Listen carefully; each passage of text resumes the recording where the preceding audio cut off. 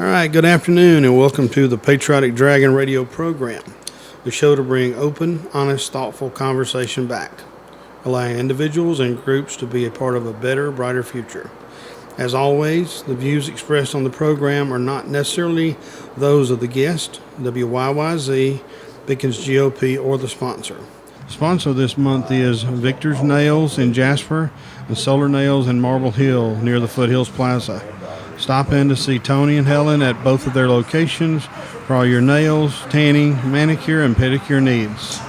Our guest this week is Pickens County Commission Chair Rob Jones. Rob, thank you for being on with us. Well, thank you. Thank you for the invitation. All right. And again, this week we're honored to have our panelist, Bart Connolly. Mr. Connolly, thank you for being with us. It's always fun to be here. All right. Rob, what I'd like to do is just kind of lead into some topics. And again, I appreciate you being on. It's a good opportunity for the listeners and the people in the county. I know that we have a good local newspaper, but radio is how most people get their news today. So appreciate the opportunity to be on. I know the listeners would like to know more about your background. What made you decide to enter the field of local government? I mean, I've heard the story, but I think there's probably a lot of people that really need to understand where your heart's at. So you want to know my background, or just go back 12 years? Well, a little bit more than that. Okay, well, of course, as most of the people know, I'm not originally from here. I'm originally went to school in Clearwater, Dunedin, Florida. Finished up my last few years of high school up here after Dad decided to retire, and so I've been here ever since 1968. Married my wife Diane in 71. She has been with me for going on 45, nearly 46 years. 46 years, and that's right. Yeah, that's more. And I'm blessed every day that the fact that she hung in there with me this long. But what made me run for this position was I thought about running in 2000. At that time, I had a good friend that was already in office, who was Frank Martin, and supported him through his term, and he did a real fantastic job for what he had to work with at that time. In the meantime, he got beat, and then we had another individual in there for 4 years, and I saw things going, I felt like in the wrong direction. We needed some improvement. We needed to upgrade our infrastructure. That wasn't happening except for just a few individuals, and I felt like it needed to be countywide, if more than anything. So, pretty well that was the intent at the time. Needless to say, you can't go to school and learn how to be a commissioner. So every day is a learning experience. But I was just looking for one term out of that, and thought I could turn this thing around in one term, and we did. And I was blessed to the fact that the second term really caught me off guard, and it was really a blissful experience running for second term. Third term, of course, is the one that we went to a multi-person board, and the purpose of me going for the third term was to make an easy transition from a sole commissioner to a multi-person board. We have been, county has done well to the fact that the other two commissioners have done a great job. We all work together. They do their homework before they get to the meetings, and it has been fun up until to this point. It has been a very enjoyable and a blissful opportunity that the citizens of Pickens County have given me to be their chairman of the board of commissioner here. Well, and you said something early on, and it's come up, and with it being an election year, I'm always somewhat amazed at the commentary that I get, and you made reference to it, that you're not from here, and that all three of us sitting at the table right now are not born here, but we're all part of this community. And we got, besides your office, obviously, there's a lot of other offices that are up. And I'd venture to say that probably at least 2/3 of the people who are running were not born in this county. And to that point, Pickens County, citizens of Pickens County got a big heart. We can tell that by what has happened in the last few years with the thrift store, the food pantry, the Good Samaritan, the volunteerism that we got for Habitat for Humanity, the Appalachian Children's Shelter. We're one of the few counties north of I-285 that that we've been blessed with the individuals that are here, and they're here majority of them are here to help the community and bring the community forward. And anytime you move into a community, first thing you want to do is try to fit in, not try to change something. So the majority of them, that's what they've tried to do and fit in. They like the atmosphere. They like when they moved in here. So the last thing, majority of them feel like they don't want to just change everything because they like it when they first moved in here. Yeah, and that's what I was going to get to is, like I say, I've had the comment made about people that were born here versus, and it's particularly not in your race, luckily, but in the school board race, the fact that some people were born here and they don't want control to be taken away. Well, I don't think anybody's going to take control of an office here and move it to another county. It's going to be here. And those of us that chose to move to the beauty and the quality of life here in Pickens County, I think we all bring something new to the table, and I think that's a good thing. And you know, if you stay in a small area and you don't experience or get any experience outside of that realm, sometimes you limit yourself on the potential for the greatness of what there is. So I'm glad that you're. Maybe we weren't born here, but I'm glad you decided to settle here and make your family a part of this county. And I know you've got children, which I know your son Chad pretty well and stuff, and find people. And you and Diane have done a good job of raising them in that good quality of life. Yeah, Sonia, who is my oldest, and then Chad, and then I've got grandchildren. I'm fortunate enough to have 6 grandchildren. So we have made a life here. Granted, my mother's folks are originally from Tate and in Pickens County and Ellijay and Canton. So we run upstream, but contrary to popular belief, my Joneses come from Knoxville, Tennessee, and we're not related to any of the Joneses here. So it's funny at that. And you're not a Tennessee fan. I mean, that's well, you know, man, you cure anything. Man's got to know his limitations. There you go. All right. Well, talking about the terms that you've been in office.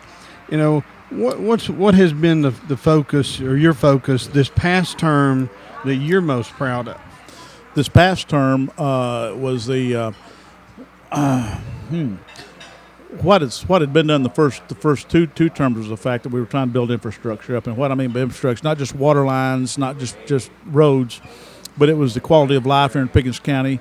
Ever since I finished up high school here, one of the big demands was a recreation center. The courthouse and the staff thereof in the courthouse were working out of 3 different buildings, sometimes 4, and it was difficult for the citizens to come in and get a permit or whatever to know which building they were supposed to go to. That was a big issue. In the jail, which was under construction when I first come here, had some financial issues that wasn't quite set up, and there's a few other things that had went along that I felt like needed to be addressed and cleaned up, and we were able to pull that off. And the fact that we were able to get the county, which back, as you remember, back in 2008 through about 2012 was going through some very financial structures, not just the county but the whole government, U.S. government, and the world as far as that goes. So we were just part of that. But that being said, we were still able to get things accomplished, keep things paid off. We got 1 or 2, you know, we owe a little bit of money on the rec center, but other than that, majority of everything we've got here in Pickens County, and the debt is under control and going very well. And for what we've got, I mean, courthouse is paid off.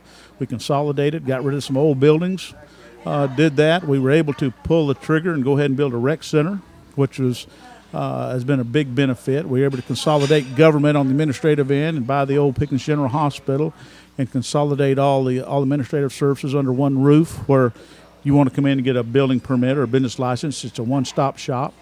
Those things I'm really proud of is how we brought the county forward and we're good for 35 years. So hopefully the building process is pretty well over for quite some time. Now we can concentrate on our roads, water lines, fire stations, which we're working hard. You know, we just started the full-time firefighter staff 3 years ago. Increased the items for ambulance service and EMS. So things are looking brighter for the future of Pickens County. Well, what you were just talking about, you know, the roads and the EMS and that kind of stuff that's being helped by the splosh. Can you go into that? Sure. What the splosh is doing? The last splosh that was passed by the citizens of Pickens County was mainly for roads, bridges, and infrastructure with the fire department. That was the biggest concern. $2 million of all that's supposed to go towards the library. That has been a real shot in the arm for roads, for instance. It's been a shot in the arm to the fact that the DOT has got money, but they like to partner. They don't like to bear the full blunt of 100% money to try to keep a county's road systems up, and you're never going to be able to achieve that through state government. Pickens County, for instance, just what Pickens County is responsible for is over 400 miles of roads. When you just get enough money from the state to do approximately 30 miles a year, math doesn't work. So with this new SPLOST we got coming in, we did about 40 to 60 miles of roads last year as the money started coming in. We're looking at hopefully getting close to either a third more than what we did last year. Water system is growing. We have done some, as most of y'all know, I'm chairman of the Coosawattee Water and Sewer Authority, which Pickens County does not have a reservoir. Pickens County does not have the ability to even build a reservoir because there's not enough lakes around here. So water has been a big issue in the past. We've come to a point that we've got some things happening. We have tied on to Big Canoe. We're working with another entity to tie on to it. We have got our water lines now at all four corners of the county as for water. So you talk about water and roads, all that's got to work together, especially when you're talking about your EMS and fire trucks and all, because the last thing I want to do is run that equipment up and down dirt roads or roads that are in dire need of repair because it's just a constant maintenance issue. So we're working hard. We are subbing out a lot of the roads. We're doing a lot of them through in-house because we do have our own paving equipment. But those are items that we're working on in the next 3 years. As we finish out the plan, I think will be a big asset for the people of Pickens County. Has the SPLOST money come in as projected or close to it? Is the economy showing signs of improvement for us? The last four or 5 months, the economy has really shown signs of improvement. SPLOST dollars are coming up. They haven't got quite to the projections that were put forth, but they're getting there. And we have got a 6-year SPLOST. So we're hoping that time the fourth year gets here, things will start increasing more than decreasing. It's kind of a gamble. You just do your best numbers you can and put them out there. And then you rely on sales tax revenues. Relying on sales tax revenues, trying to rely on the lottery to pay for college. You just don't know exactly, how much you're going to get once a month. But the numbers are specifically allocated for these projects, and they're not misused for other items, and that's what we're working towards. Yeah. And a question on the road improvement and the fresh water to all four corners of the county per se. I had a question that was sent to me by email about if you could just briefly, because I know it's very, very in depth, but explain the reference or the relevance of the paving and the freshwater system to the ISO 9000 insurance rating that all of us pay on our homeowners premium. Well, the ISO rating that the insurance company used to determine what your premiums are going to be at your house are through all insurance companies. They handle that themselves. The issue we have in Pickens County is at the time I took office, we had to rely completely 100% on volunteer firefighters. They have been a great asset for Pickens County. Nobody's taken nothing away from them. They have done a great job. But during the Depression that we all went through, these young men and women that serve as our volunteer firefighters are trying to feed their own families. So it was hard for them to take off a job to go fight somebody's fire. Henceforth, everything has got to work together with the ISO rating. And so the thought process was, let's go ahead and proceed with starting a full-time fire department. And to put that in perspective, it took the city of Atlanta 100 years to come through to work through and set up a full-time fire department. We started 3 years ago. That being said, we have done intergovernmental and mutual agreements and automatic aid agreements with neighboring counties, with the city of Jasper. We're still working tightly with the volunteer fire departments that are still left and very flexible.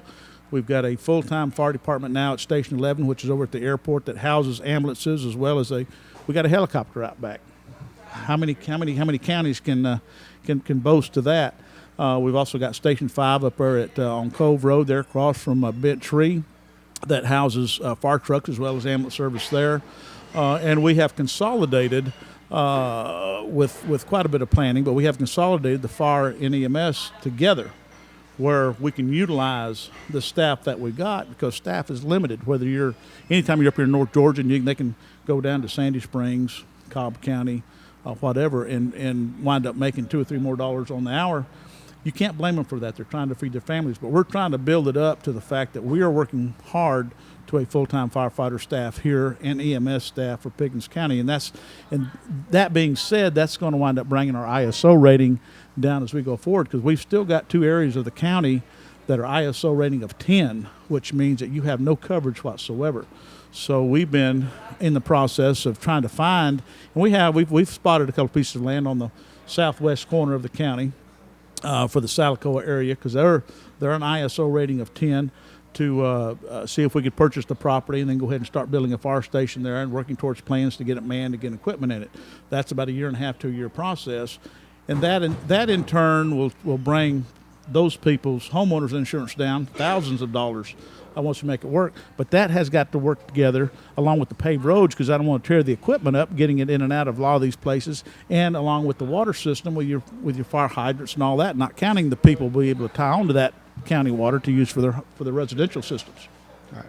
And that's really the reason I brought it up, as the question was pointed to me, was, what's the question was put to me is, well, what's the big deal with the ISO rating? And I tried to explain it a little bit, but I appreciate you expanding on it, because I don't think that the average citizen who, as you say, is making a living for their family and traveling out of the county, that type of thing, stuff, realizes how important those details and the long-term planning of the infrastructure affects that homeowners insurance and all that stuff. So, my hat's off to you for you and your group putting forth the effort, and I know it takes a tremendous amount of research and planning to do those kind of things. And I think those are some of the things that maybe our young people moving in the county and hopefully into subdivisions, or our seniors that live here that don't realize how far you've brought it in such a short period of time. Well, thank you. It has been interesting, because you take a young couple that just have got married, maybe trying to come out of Atlanta, Cobb County, or even trying to work around Pickens County, will go out from the city of Jasper, Talking Rock or Nelson, and get out, and they find them 2 or 3 acres, that beautiful piece of property, and that's their dream, to build their house on there. And so they go ahead and borrow the money, get their house built, and then the first thing they get is wham, they get an ISO rating of 9 or 10, which means now their insurance, depending on the size of the house, is $4,000 or $5,000 a year. Yep. And if you can cut that in half or less by putting in a fire station, helping them out, not only do you help them, but you help the whole community in the area, because every time we build a fire station, we always build it to where we can put an ambulance in there. Yep. So it benefits everybody in the long run, but it's nothing that you can just do overnight. It's a process we have to work towards. And a fire station is only as good as the amount of water you got to fight the fire with. So when the insurance companies come out and do their ISO ratings of these areas, all that has got to work together. As fast as they can get out to certain areas with the equipment, how much water you got when you get to that point, what kind of shape the equipment's in when it gets there, how well your staff is trained. There's a lot of criteria that they have to work at. Yeah, absolutely. Great. Well, I appreciate you explaining that better, because I think it's one of the things that our paying our property tax as all responsible citizens, those are one of those very important things that are just kind of glazed over in the grand scheme of, well, I wish my property tax was less. Well, I wish mine was too, but I sure am glad I don't live in Cobb County anymore. Well, that's true. And I think our delivery time for services, I actually talked to somebody with Cobb County Sheriff's Department, our cycle time in Pickens County, our Sheriff's Department, our fire and EMS is on par with Cobb County. Sure. And when you think about that, that's pretty amazing when you think about the tax money, the facilities, the staff that they have there, that when we have a 911 call come in for a child who falls out of a second-story bedroom window, or a fire where somebody's been burning leaves, our response time is that of any metropolitan area. And that speaks to, that's a great thing to talk about, and our citizens realize how well it's coordinated. So. And the fact is that even what we've been talking about this relates to EMS and fire. Our 911 is one of the top in the state. I know as of 5 years ago when we did the last 911 upgrade in the building that they're in now, only county that was compatible with Pickens was DeKalb. We were that far ahead in the groove on our 911 system. Now we are doing another 911 upgrade this year which will take us another step forward. For instance, if y'all remember last year, there was a rafter on Talking Rock Creek down below Swan Bridge Road. Only way he could get out is call his cell phone. And luckily, the 911 system that we had was set up to monitor where that cell phone call was coming from. That's how they located that individual.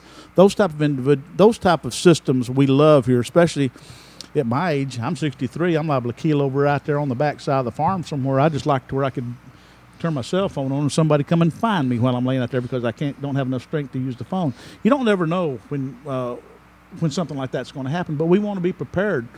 Even these individuals you see going up and down 515 that could be going from Cobb County to Fannin County, we can pinpoint them along 515 within 150, 200 feet. Those are items that we need to work towards and what's out there. Granted, we've tried to get that word out, but a lot of people don't hear it, what we offer here in Pickens County. How's the new update going on the 911? We've got the building, we're moving it to another area inside their same building because we're going from a 4-person setup to a 6-person setup since we got to do the 5-year area. Granted, we don't need 6 individuals, but I don't want to build something that in 2 years I'm going to have to add 2 more seats. I'm going to go ahead and do it now, and we've got the money. It's already in the budget, so we're putting in a 6-person 911 system. The 4-person system that we've got will just be switched off. The new system will come online, and then we're going to remodel that area as that time comes. But with the 6-person system and the new facility, we're waiting. When we get all that done, we sure like to walk people through that, let them see what they've got, what we've done with the building, and the comfortable. I know it's tough for these individuals, men and women that run a 911 system, to sit there in those chairs 12 hours a day. And so you've got to make it as pleasant as possible for them to where their day is just not dreary. Because when you're in 911, I've been down there many times, it's either feast or famine. You're either running wide open or you're sitting there trying to keep them going to sleep.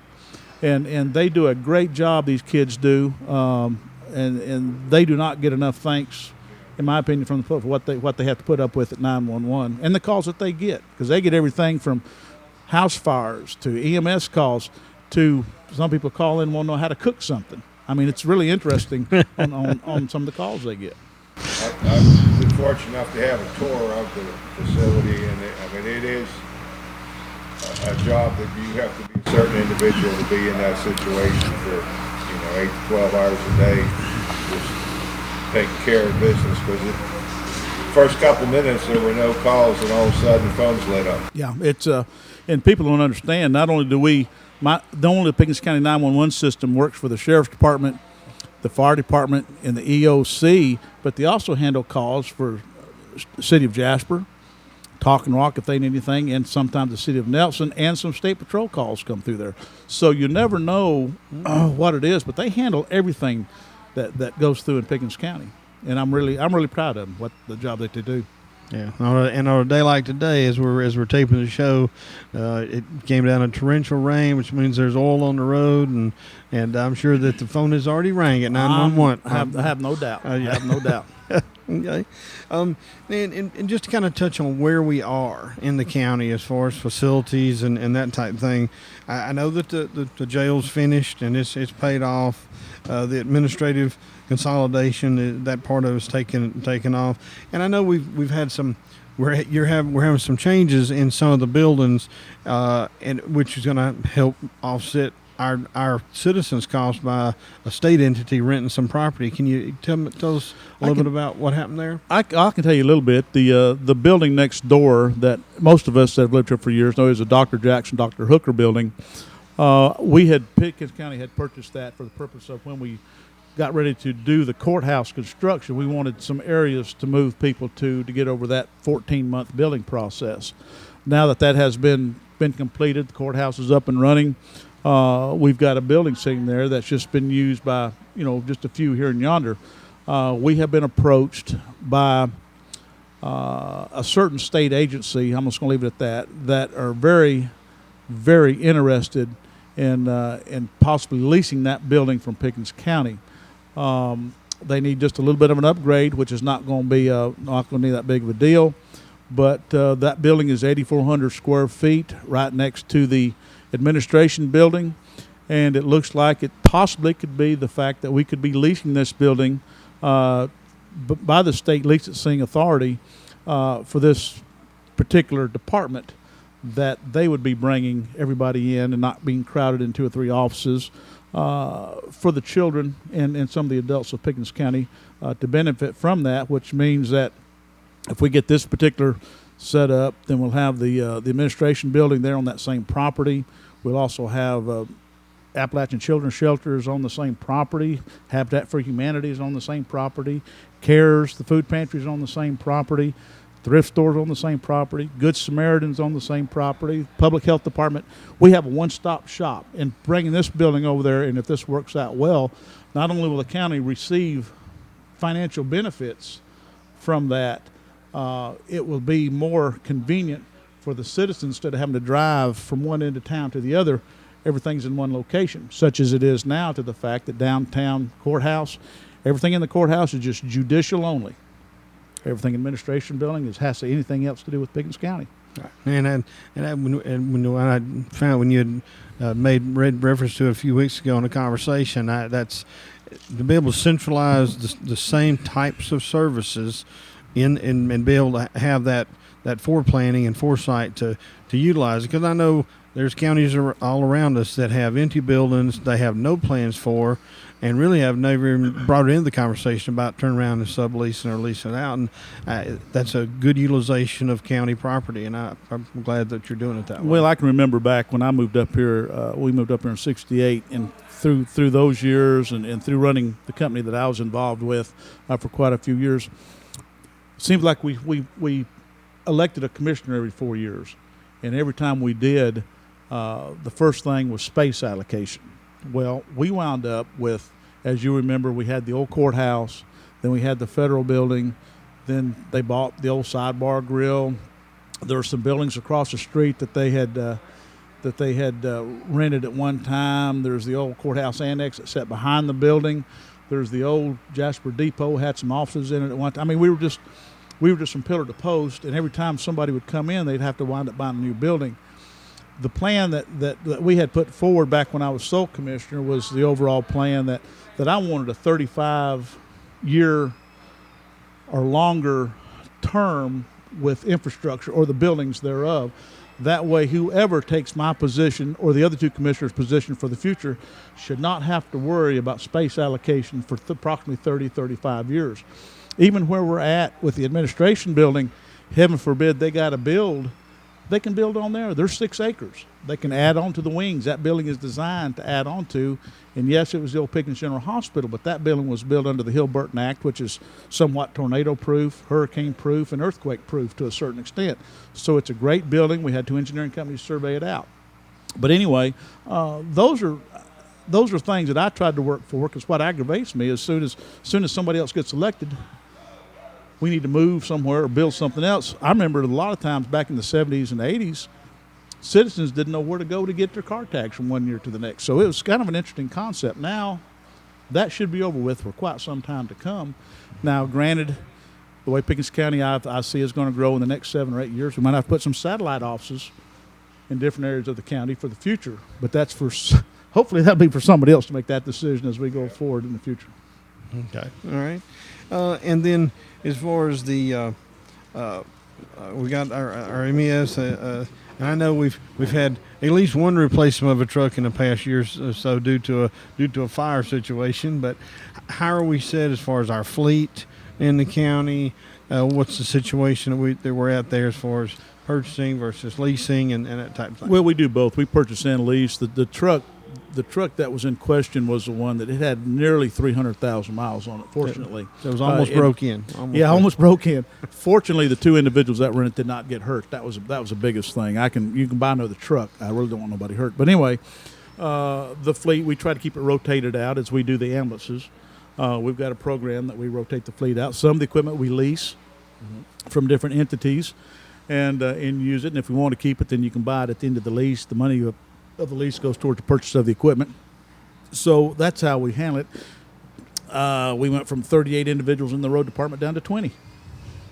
So and do more. There was reasons that did that, and but anyway, we're Like I said, we went from 38 to 20, and we're still putting out the same amount of work. Might take us just a little longer to get there, but we're still putting out the same amount of work. And the boys and the girls that are there handling it are doing a great job again for the citizens of Pickens County. Yep. Okay. And in that kind of in that same vein, as far as the infrastructure where we're at now, with 2016 and beyond, what other things in particular do you think in your next term of office you'd like to initiate or start that I think the voters should be aware of? Well, I don't think we need to initiate anything that I can see that's looming out there, other than the fact that I still want to stay on the water issue. The rumor has been flying, we need to build a reservoir in Pickens County.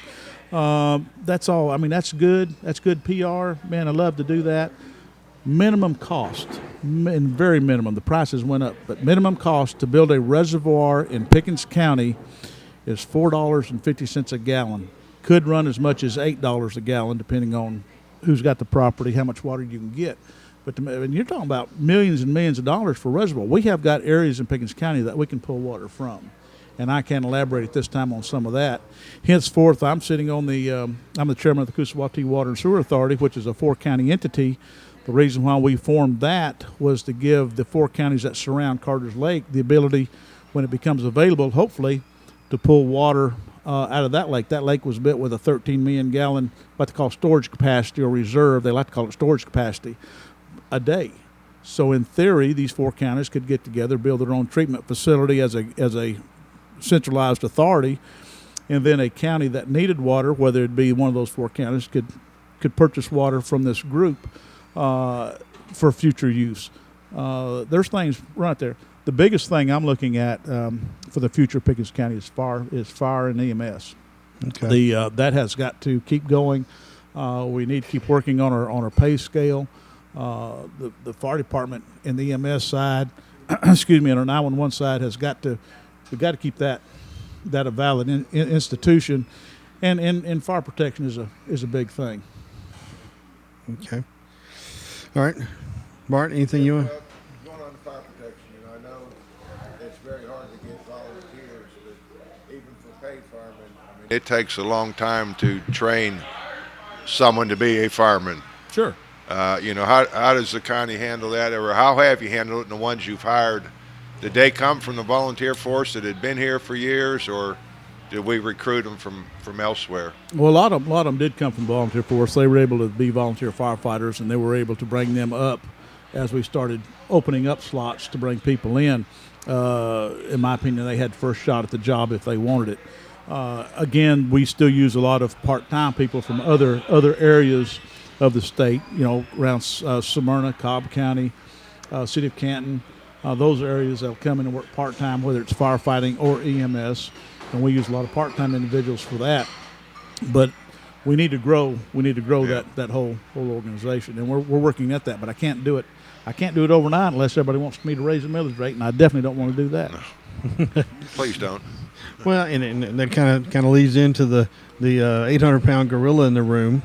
And I think I lost weight. Yeah, really. And it looks good on you. Yeah, I've had at least I counted up to trying to think back on at least 4 shows where this topic has been an ongoing thing.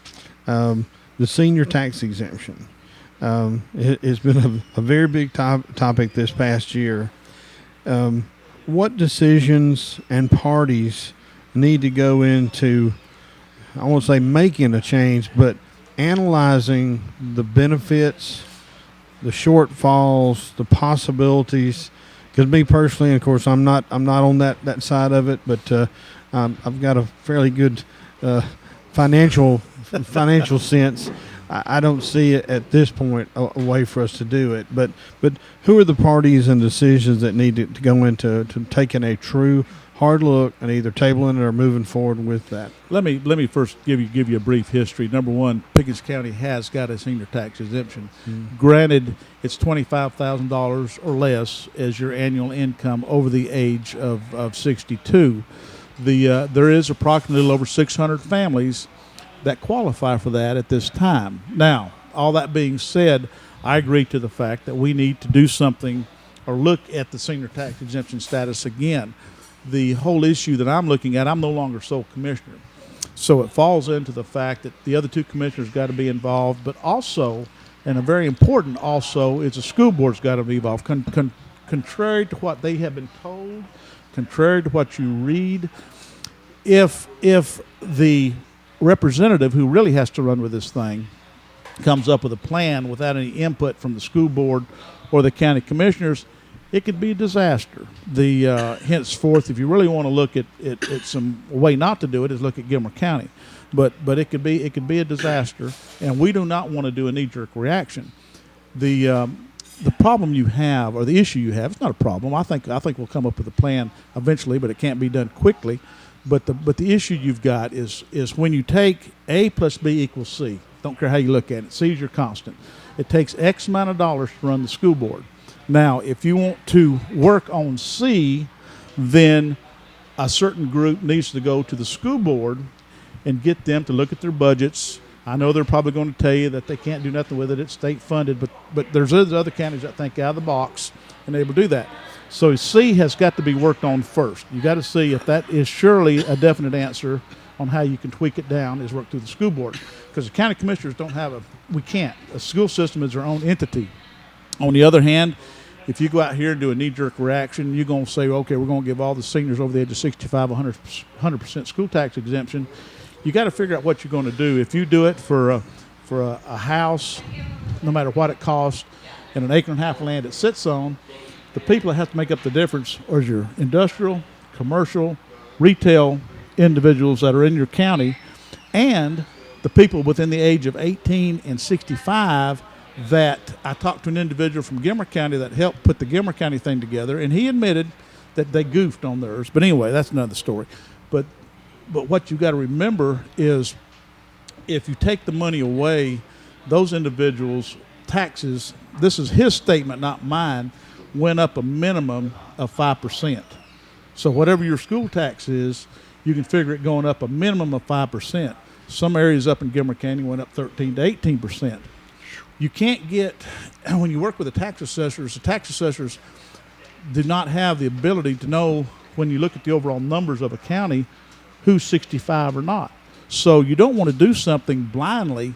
So, maybe the way to go is instead of 25, raise it to 30 or 35, let that run for 3-4 years and see how it pans out, and then go to the next step. But just to do a blindly knee-jerk reaction for no more infrastructure, no more commercial industrial growth we got here, it could be a bad situation. For instance, an individual's got a farm. Say he's got 100 acres. I'm not going to tell you what his name is, but say he's got 100 acres. And he's got a house, and he takes his acre and a half that his house sits on in his house. He gets 100% or whatever school tax exemption. Doesn't have to pay more school tax. What happens is the rest of his property, which could be zoned under agriculture, he could have an agriculture covenant, that is going to go up. That's right. No matter how you look at it. So really, when you put his numbers together, depending on what plan it is, he could be in worse shape than he is just to leave it alone.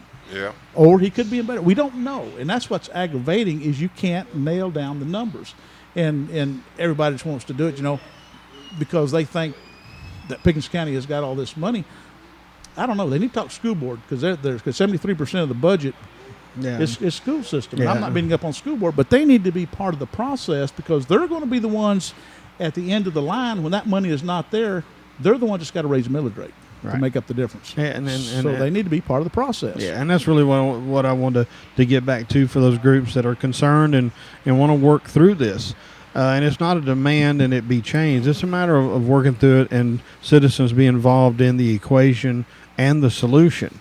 With the school system, we're blessed to have a good school system. Yes, we are. That fights the battle to educate and mentor our young people on a daily basis. They need the money that they're receiving, but there's always, as you say, there's always places to improve and move in a different direction that can be more frugal and that type thing. Streamlining and as we know, one of the counties here in Northwest Georgia that's doing a phenomenal job with a 4-day school schedule with Chattooga County. I've been fortunate to work with that school system on some projects, and it was a little bit of a bitter pill and little changes for some of the people, but overall, it's just been an incredible change, and really the county school system, the maintenance people, the parents have all really wrapped their arms around it, and you're talking saving millions of dollars in a year by not running school buses one day a week for 200-something days. The lights on all the campuses are not on Monday. Cafeteria don't have to fire up. It's just, and it's for basically an hour and 20 minutes extra per day, instead of the kids being on the bus. I've been impressed by that plan that one county has embraced and made it work for. But there again, and I agree, but I'm gonna be the devil's advocate on that. And believe me, I'm up to the age where I like to have some senior tax exemption, but I'm gonna be devil advocate on that. And the fact that you go to a 4-county system, there's two maybe 3 items you need to look at real strongly. First item, the parents are going to complain. Not all of them, but some of them will have some heartburn over the fact that who's going to watch after their children on that Friday or Monday that you want to not have school, number one. But the number 2 issue, and the most important one I think of, is the fact that we have got children here in Pickens County that don't eat on the weekends, that struggle to have breakfast, that will not get any lunch, and whether they get an education or not, and education is the greatest thing, don't get me wrong, but if their bellies are empty, they don't learn. The issue I'm looking at is the fact that if we go to a 4-day, how do we get food to these individuals? I can't remember what the percentages was. It was higher than I had imagined of these children from kindergarten up through high school that rely on that breakfast/lunch scenario, and they're the ones that rely on, when they go home on the weekend, the volunteer agencies that I had mentioned earlier step up to the fact that they fill their knapsack up or backpack with food for them to get through the weekend until they can get them back into school the next morning. It's not just the education, and believe me, education is top priority. Don't get me wrong. It's not just the education, but it's a lifestyle that these young ones have to go through. We don't know. We 3 sitting here at this table here don't understand what it's like to go home hungry. Yeah. Well, and I understand that, and yeah. So I mean, there's I'm talking from sure, yeah, from both sides, and I can see both sides. So right. where do you got I guess I'm trying to say you got a fiscal line you have to look at, then you got a moral line you got to look at. Sure. No. So where do you balance it out at? Well, and I'll bounce that back, that if I can not have the school system adding on pre-kindergarten daycare to make their numbers look good for the state, then we could probably reallocate with a 4-day plan, and we could probably come up with a way to put one more day of meals into their knapsack on Friday when we send them home. I agree. That could probably be worked. Anything can be worked out. Right. So that's the thing we have to do is somewhat step back from it. And I always bring up from a military standpoint, the 13-man rule. If you have 13 people looking at a scenario and 12 of them agree, it's the 13th man's position to look at it 180 degrees out. Correct. Because if the 12 of them agree, there's probably something they're all 12 missing. Mm-hmm. And that's, I think, the scenario we're in. And you bring up Gilmer County, I know you and Commissioner Parrish are in constant contact on different issues. And, that senior exemption, when you look at the indebtedness that they're dealing with up there, struggling, it was, it all rolls up. And like I say, somebody's got to pay it.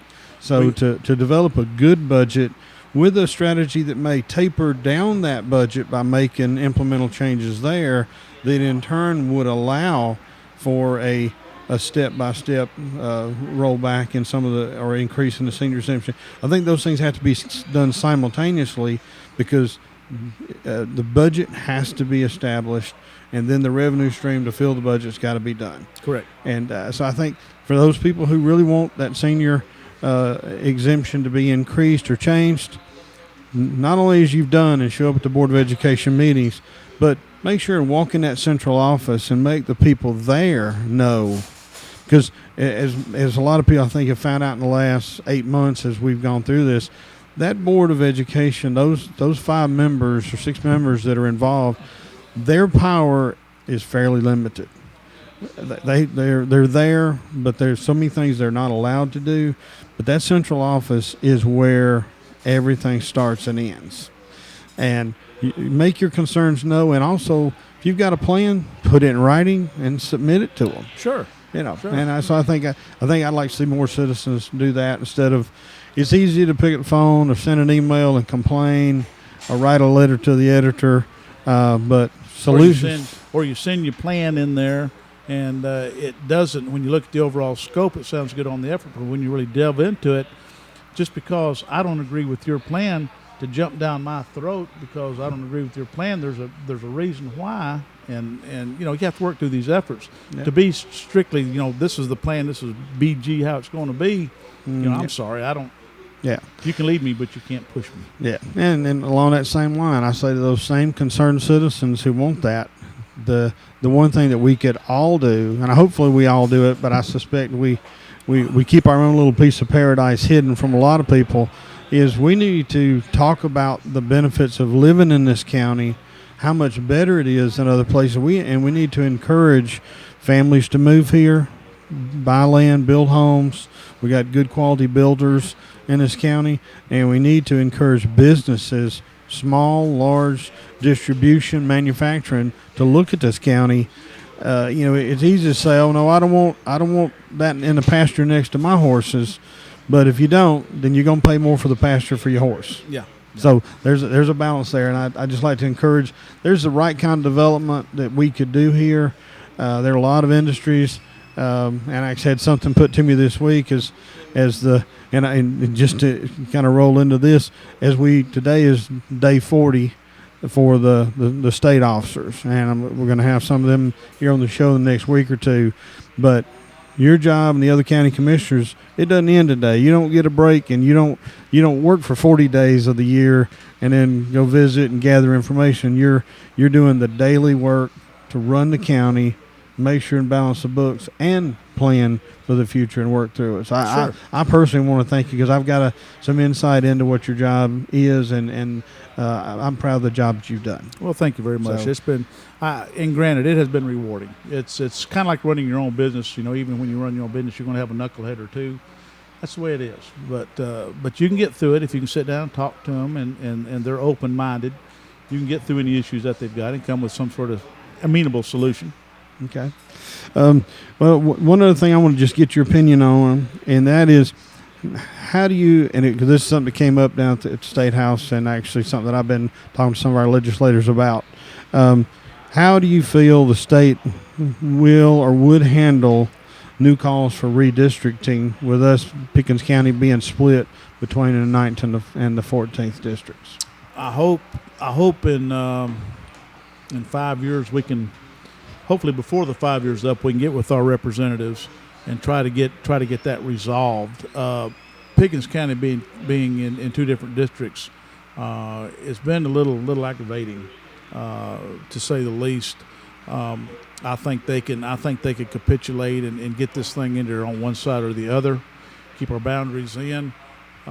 It makes it a little bit difficult for county government and city government to get grants and all, which we're a Tier 4 county. We're not going to talk about that tonight, but it does make it difficult to pull some things out, and who you got to call, who you need to talk to, Steve Gooch or Charlie Bethel.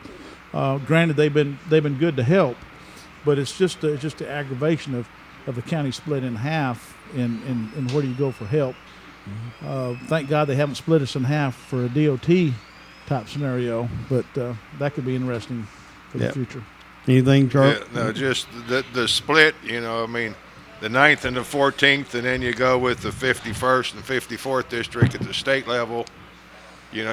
Sometimes you don't know who to call, and sure. you don't get the right person, and Pickens County with, we're still around 30,000 total population, so you split it in half. You can't tell me that 15,000 difference in one district or the other is the big difference maker. That this county couldn't have been put in a district, one side or the other. And you don't know whether we were 10-20, which means that between the two different districts, we're dating 10 more thousand people on this Yep. side and 20,000 people on this side. So you might not be 15-15. Yeah. You just don't know how it is, and then try to keep up with the boundaries makes it interesting. All right. Well, and the other thing that as I started looking into it, to look at that long-term plan, to talk to some of the legislators about, is that allocation of funds, because of us being split between the 9th and the 14th, and especially the 51st and 54th districts, how our allocation of state funding comes back to us is very convoluted, and it somewhat puts you at a disadvantage as far as getting attention from that state entity, because when you have a county that has an 80,000 or 80,000 plus population, their voice is heard a little bit louder because they scream a little bit louder. Yeah. And to compound all the problems on top of that, you're a split county, then all of a sudden you're a Tier 4 on top of that. Yeah. So, I mean, it's a no-win. As most of y'all sitting here know, you got a Tier 1, Tier 2, Tier 3, Tier 4, and Tier 4 is considered one of the most richest counties in the state, which we're one of 18. I can argue with that, but, I can't make the state capitulate, and I know the mayor's had the same issues. But between a Tier 4 and being a split county, it's a terrific balancing act. Yep. Absolutely. Well, is there anything that you'd like to close out with as we go into the Easter weekend? Well, I just want everybody to be safe, and if we all had time to thank the Lord for what He has granted us here in Pickens County and what has been done here over the past years here, the life we live, the way we're able to raise our families here. We can still walk our streets at night without issues that we hear south of us. We have the ability to at least know all of our neighbors if you try hard enough. But anyway, I think we need to reminisce on how life has been and what we're looking at the future. What they're dealing with over in Europe is disgusting, and hopefully the majority of the citizens of this country will do the right thing when it comes November, and then whoever gets in that position will do the right thing for all of us as we go forward. Maybe we all need to be praying a little more often. All right. Well, I appreciate you, Rob, being on with us again. And Bart, as always, thank you for being on. It's a pleasure to be here. All right. Thank you very much. Just some notes for some upcoming events. And starting next week, we have some state and district guests who are going to be on with us. On the March 31st taping of the show, we're going to have a Congressman Doug Collins from the 9th District will be on with us. Those wanting to see and talk with the congressman should be here at Rocco's next Thursday. It's not very often that your U.S. congressman is in the district, so take advantage of that to come and see Doug and his minions that normally are in the county. So if there's something you want to talk to Doug about, if you don't want to get it via email, show up and have the discussion with him. Then April 7th, we have as our guest will be State Senator Steve Gooch from the 51st District, as well as Charlie Bethel, State Senator from the 54th District. Both those gentlemen will be on with us. And along with a surprise visit by Dr. Paul Brown as his Fed Up Express rolls through North Georgia, making a stop here in Jasper. Please make plans to stop in and get your 5 minutes with all these gentlemen, as they will probably not be in the county again before the election. So it's a great opportunity. It's not very often that a local radio station, and like us here at WYYZ, being your hometown radio station, can get two state senators and their incumbents and somebody who's running for an office in at one time. So it may be a little bit longer show, but we're looking forward to having some good questions and good conversation with those gentlemen. And I want to thank everybody and wish everybody a great Easter weekend from the Patriotic Dragon Radio. Thank y'all.